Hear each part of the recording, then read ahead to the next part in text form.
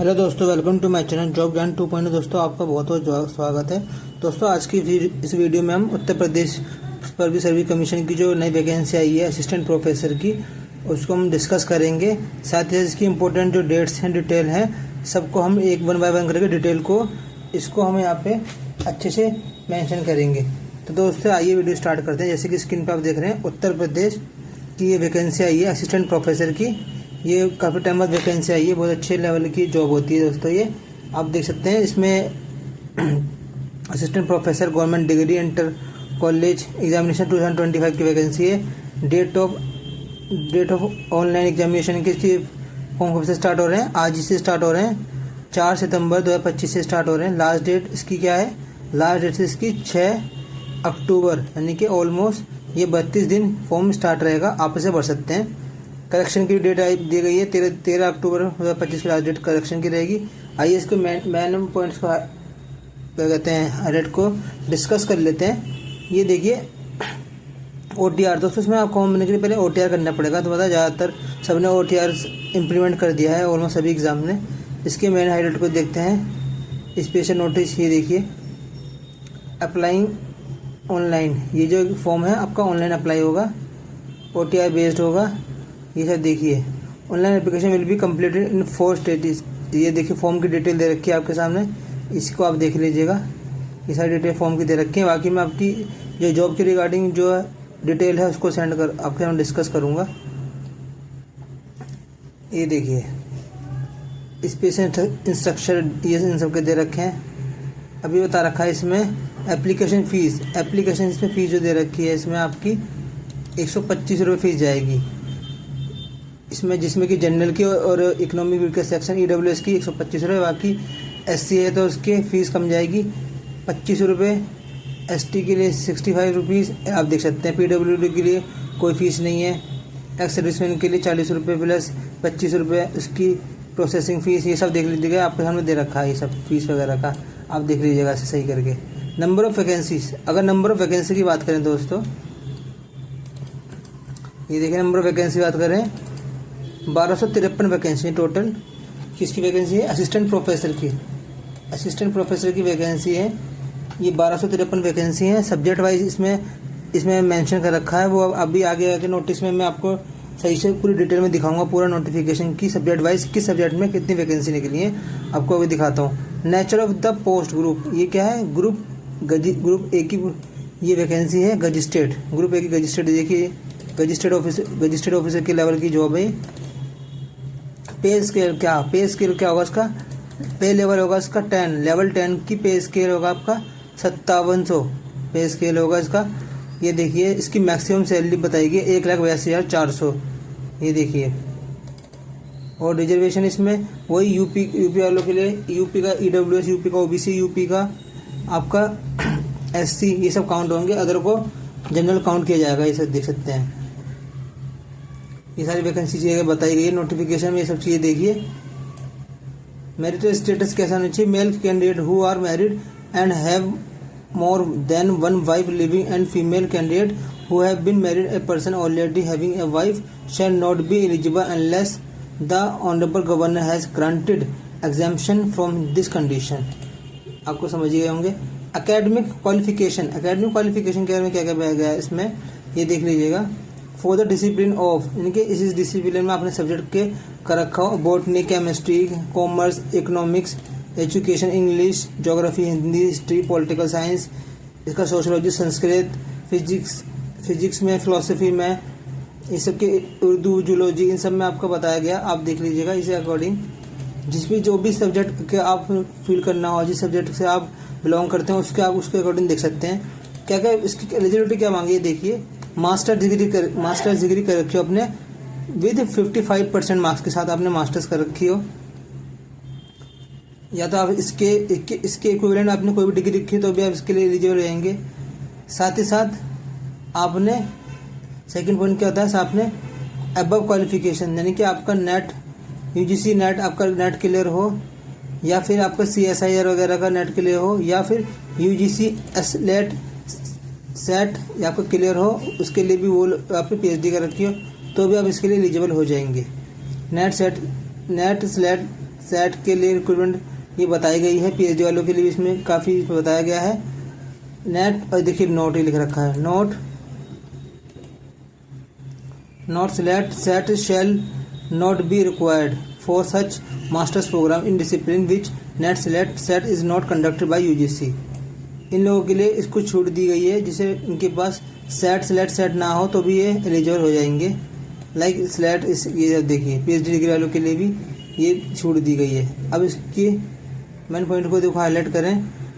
For the discipline of drawing, painting, music, ये देखिए music, ज्ञान music, Vadan sitar and music, वदन तबला, इनके लिए भी छूट दी गई है। इनकी एलिजिबिलिटी क्या है? मास्टर्स कर रखी हो 55% के मार्क्स के साथ में। ये देखिए सेलेक्ट अपना क्लियर कर रखा हो, ये पॉइंट भी इसमें हाईलाइट कर रखे हैं। अब सब्जेक्ट किस सब्जेक्ट में भर सकते हैं? ये देखिए हिंदी, विषय का नाम हिंदी, भाषा विज्ञान, उर्दू कोई ज्ञान नहीं, अंग्रेजी एक, भाषा विज्ञान 2, अप्लाइड अंग्रेजी। सब्जेक्ट के बारे में बताया गया है। एलिजिबिलिटी के बारे में क्या कैसे रेलेवेंट होना चाहिए इसका। कला, चित्रकला, ड्राइंग, पेंटिंग कोई नहीं, संगीत कोई ज्ञान नहीं, ये देखिए सितार, संगीत, तबला कोई नहीं, इतिहास, आधुनिक इतिहास, मध्यकालीन इतिहास, प्राचीन इतिहास, पुरातत्व इतिहास, भूगोल कोई नहीं, मनोविज्ञान कोई नहीं, शिक्षा शास्त्र, मास्टर ऑफ एजुकेशन एमएड कर रखे हो ये रखा। दर्शन शास्त्र कोई नहीं। बीएड भी इसमें बीएड वाला सीन नहीं है इसमें, आपको इसमें नेट वाला है क्योंकि ये कॉलेज लेवल की वैकेंसी है। ये देखिए सारे सब्जेक्ट है, राजनीति विज्ञान, लोक प्रशासन, अंतर्राष्ट्रीय संबंध, शारीरिक शिक्षा में एमपीएडी, एमपीई ये आपके पास होना चाहिए।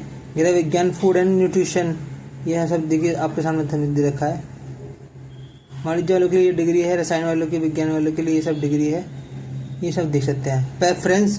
प्रेफरेंशियल क्वालिफिकेशन की उन्होंने बात की है। ऐसे कैंडिडेट जो टेरिटरी आर्मी में 2 साल उन्होंने दिए हों उसको लिए प्रेफरेंस दी जाएगी। साथ ही साथ उसे भी दी जाएगी जिसने एनसीसी में बी सर्टिफिकेट को ऑब्टेन किया है, जिसे बी सर्टिफिकेट मिला है उसको भी प्रेफरेंस दी जाएगी वैकेंसी में। इन्होंने साफ साफ यहाँ पे देखिए मेंशन कर रखा है। Irrelevant service rules regulation of the above mention post, ये रूल्स दिए गए हैं, सर्विस से रिलेटेड रूल्स दिए गए हैं। देखिए Uttar Pradesh higher secondary education में सर्विस ए रूल 1985 का एज अमेंडमेंट किया गया है उन्होंने। ये देखिए एज लिमिट, इसमें एज लिमिट की बात करें, एज लिमिट आपके सामने है इसमें। ये देखिए कैंडिडेट मस्ट हैव अटेंड, यानी कि मिनिमम 21 साल होने चाहिए और मैक्सिमम 40 साल, यानी कि मैक्सिमम 40 साल इसमें एज होनी चाहिए, बता रखा है इसमें। रिलैक्सेशन इन अपर एज लिमिट के लिए रिलैक्सेशन भी दिया गया है, ये भी आप इसके अकॉर्डिंग देख सकते हैं, पूरा इसमें बताया गया है। सब information about main written examination written के बारे में कुछ बताया गया है। वो are the declared successful preliminary, mains exam में वही बैठेंगे जिनका प्री एग्जाम क्लियर होगा, इन्होंने ये बताया गया है। उसके लिए अलग से फीस होगी 200 रुपये, ये देखिए बता रखा उन्होंने 200 रुपये। ओबीसी जनरल वालों के लिए, एसटी वालों के लिए वैकेंसी, एससी एसटी वालों के लिए इनके लिए थोड़ी कम फीस होगी, देखिए 80 रुपये आपके सामने दे रखा है। और अब मैं डिस्कस कर रहे हैं इसकी आगे। दोस्तों ये वैकेंसी आई है यूपी पीसीएस की। दोस्तों ये बहुत अच्छी वैकेंसी है, कॉलेज लेवल की, बहुत टाइम बाद वैकेंसी आई है और उसका पे ग्रेड अच्छा है, आप देख सकते हैं। रजिस्टर्ड ऑफिसर ए ग्रेड की जॉब है आपके सामने। ये देखिए ये सारी चीज़ बता रखी है इसमें। फॉर्म फिलअप के लिए किस तरीके का, डिसेबिलिटी के लिए किस तरह का फॉर्मेट चाहिए फॉर्म का, ओबीसी के लिए किस स्टेट का फॉर्मेट चाहिए, एससी के लिए, ईडब्ल्यूएस के लिए, डिसेबल लोगों के लिए क्या क्या इंस्ट्रक्शन है, क्या क्या चीज़ें बताई गई, ये सब बता रखा है आपके सामने। और दोस्तों सब्जेक्ट अभी क्या सब्जेक्ट वाइज ना इनका सिलेबस जनरल स्टडीज़। अब क्या जनरल स्टडीज़ में क्या क्या आएगा इन्होंने बता रखा है कि आपके एग्ज़ाम में क्या क्या आएगा। इसमें 3 फेज में एग्ज़ाम होगा। ये देखिए असिस्टेंट प्रोफेसर परीक्षा योजना देखिए आपके सामने, ये रही परीक्षा योजना आपके सामने है। प्रश्न पत्र का प्रकार क्या होगा? पहला जो इसका जो प्री होगा पेपर 1 वो एमसीक्यू टाइप का होगा, यानी कि प्रारंभिक परीक्षा एमसीक्यू टाइप की होगी। इसमें बता रखा है वस्तुनिष्ठ, उसे एमसीक्यू कहते हैं। प्रश्न पत्र की संख्या कितनी होगी? 1 पेपर होगा प्रश्नों की संख्या कितनी होगी, प्रश्न प्री में 120 क्वेश्चन होंगे, सामान्य दिन के उसमें 30 प्रश्न होंगे और 90 क्वेश्चन आपके सब्जेक्ट से होंगे। जैसे कि सपोज आपका पॉलिटिकल साइंस सब्जेक्ट है आपका, तो उसमें 30 क्वेश्चन उसमें जनरल स्टडी के होंगे, 30 क्वेश्चन उसमें पॉलिटिकल साइंस आपके सब्जेक्ट के होंगे मेन के। इस तरह से 120 क्वेश्चन आएंगे, आप समझ सकते हैं। यदि कोड पूर्णांक 150 नंबर के होंगे, उसके लिए टाइम समय अवधि कितने मिलेगा, उसके लिए आपको 2 घंटे मिलेंगे, यानी कि 2 घंटे मिलेंगे।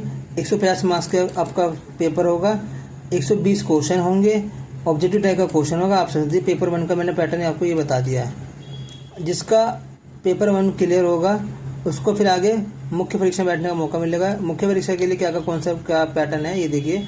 प्रश्न पत्र का प्रकार परंपरागत होगा, प्रश्न पत्र की संख्या 1 होगी, एक पेपर होगा, एक पेपर में प्रश्नों की संख्या 20 होगी, प्रत्येक क्वेश्चन 10 मार्क्स का होगा। 10 को 20 से गुणा करें तो 200 हो गए, आपके 200 मार्क्स का होगा, कुल पूर्णांक 200 अंक हो गए। 80 + 120 इसमें ये बताया गया। उसके लिए टाइम कितना गया, उसके लिए टाइम होगा आपका 3 घंटे, जो कि रिटर्न में होगा। मुख्य परीक्षा परंपरागत का मतलब आपको ये आपका सब्जेक्ट टाइप का होगा, आपको इसमें आंसर क्वेश्चन का आंसर देना पड़ेगा।